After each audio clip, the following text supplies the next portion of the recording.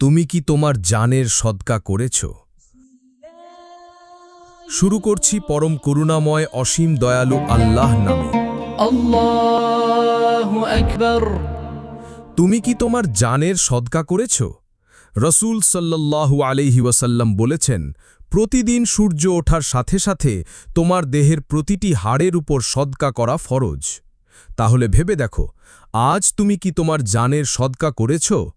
আল্লাহ বলেন, তোমরা আল্লাহর পথে ব্যয় করো তোমাদের ধন ও তোমাদের জান দ্বারা। সূরা আস-সাফ 11।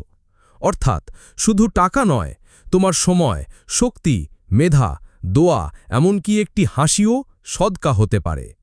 আল্লাহ বলেন, তোমরা একে অপরকে সৎকর্ম ও তাকওয়ার কাজে সাহায্য করো। সূরা মায়েদা 2।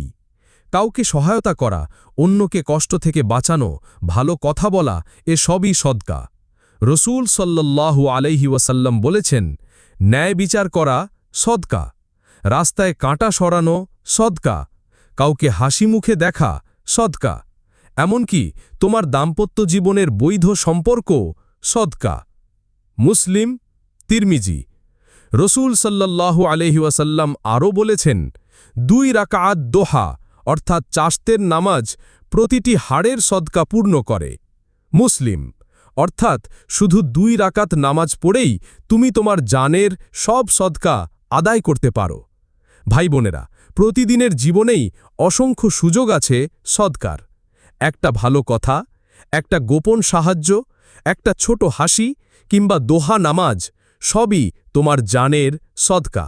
তাই নিজেকে প্রশ্ন করো, আমি কি আজ আমার জানের সদকা করেছি?